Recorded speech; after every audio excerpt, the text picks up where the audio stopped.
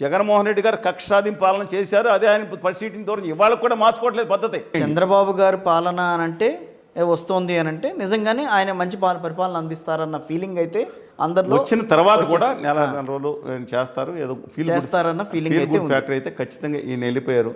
కక్ష సాధింపు పాలన అనేది బాగా ప్రజల్లోకి వెళ్ళిపోయింది.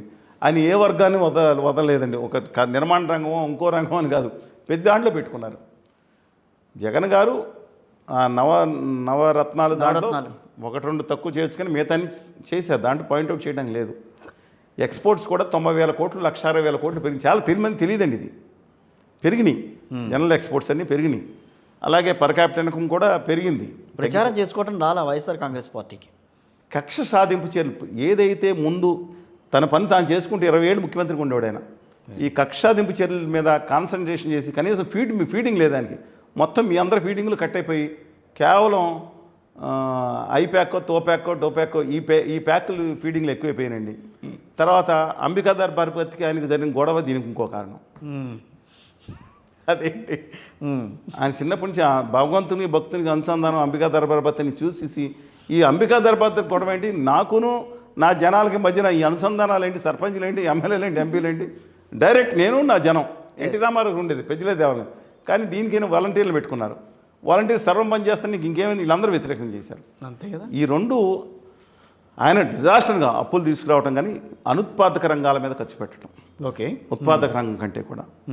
తర్వాత కక్షాదింపు చర్యలు అంటే 74 ఏళ్ల వయసులో అనారోగ్యంతో ఉన్న మాజీ ముఖ్యమంత్రిని, సౌత్ ఇండియాలో స్టాల్వార్ట్ ప్రెసిడెంట్ లీడర్ని, అలాగే ప్రతిపక్ష నాయకుడిని, అఫ్కోర్స్ ఉత్తర భారతీయ జనతా పార్టీ అదానీ గారి పార్టీ ఫుల్ సపోర్ట్ ఉంటుంది. చంద్రబాబు నాయుడు గారిని సాగుకొట్టి చేతకొట్టి చెవులు మూసి ఆ తర్వాత బాబు మేము మీద కలుపుకుంటామంటే వెళ్ళిపోయి ఆ పరిస్థితి వాళ్ళ కుట్ర లేకుండా మాత్రం జరగదండి ఇది.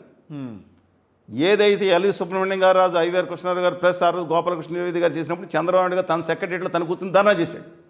నేను చెప్పిన సత్యం ఇది, నిజమేది. వాళ్ళే మేము ఆదుకుంటామని వస్తున్నారు. విచిత్రంగా ఉంటుంది సరే, విత్ డ్యూ రెస్పెక్ట్ పరిగెడతాడు. కానీ చంద్రబాబు నాయుడు గారు ఏదైతే సరే ఆయన పాలన అయిపోయింది, చంద్రబాబు నాయుడుకి వచ్చారు ఫీల్ గుడ్ ఫ్యాక్టర్ ఏంటి. కానీ ఈయన వచ్చిన తర్వాత ఒక హామీని నిలబెట్టుకోవడానికి చాలా కష్టపడ్డారు.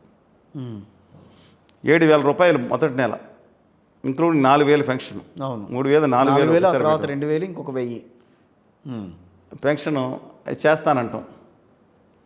ఇది జగన్మోహన్ రెడ్డి గారు 2029లో 200 పెంచుతానంటే ఈయన ఒకసారి 4,000, 3 నెలల నుంచి ఆ 7,000 పెండింగ్లో మొత్తం ఇవ్వటం. జగన్మోహన్ రెడ్డి గారు ఆఖరిలో ఆఫ్ చేసి ఉన్నాయి కదా నిధులు, లాస్ట్ మీట్లు ఇద్దామంటే ఆ రోజు ఎలక్షన్కి మీద అడ్డం కొట్టి నిధులు ఉపయోగపడి ఉంటే సరే దీనికి లాభం. కానీ అలవిగాని హామీలు ఖచ్చితంగా ఇచ్చారు. ఓకే, 3,000 ఇస్తేనే అమ్మఒడి, 13,000 ఇస్తేనే వెనిజులా శ్రీలంక అయిపోతుందని బ్యాచ్ 15,000 రూపాయలు ఎంతమంది మనుషులు పిల్లకాయలు ఉంటే అంతమందికి ఇస్తాం.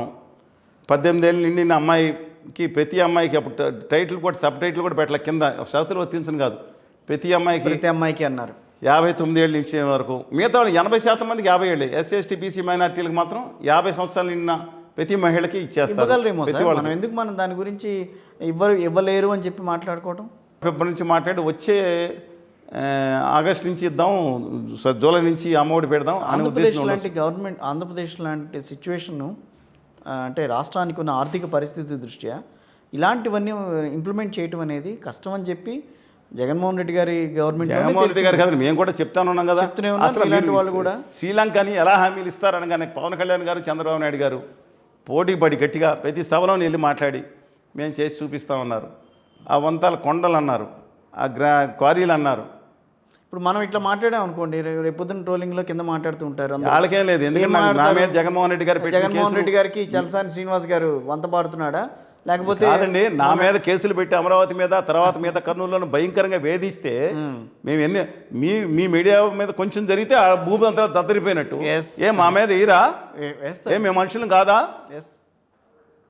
జగన్మోహన్ రెడ్డి గారు కక్ష సాధింపు పాలన చేశారు, అదే ఆయన పరిస్థితిని దూరం ఇవాళ కూడా మార్చుకోవట్లేదు పద్ధతి. సరే, coming back to this point, ఈ చైన్ నేపథ్యంలో ఆయన్ని ఖచ్చితంగా దీని మీద కొంత అసంతృప్తి ఉంది. కానీ ప్రజలకి ఒక ఉద్దేశం ఏంటి, జగన్మోహన్ రెడ్డి గారు ఇచ్చిన ఆయనకే ఓటేయలేదు, మనం చేసినా చేయకపోయినా ఏంటని.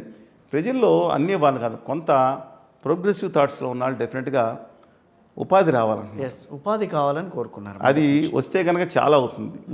ఇవాళ రిలయన్స్ ఇండస్ట్రీస్ కానీ మిగతాయి కానీ దాదాపుగా అక్కడ 70,000 కోట్ల రూపాయలు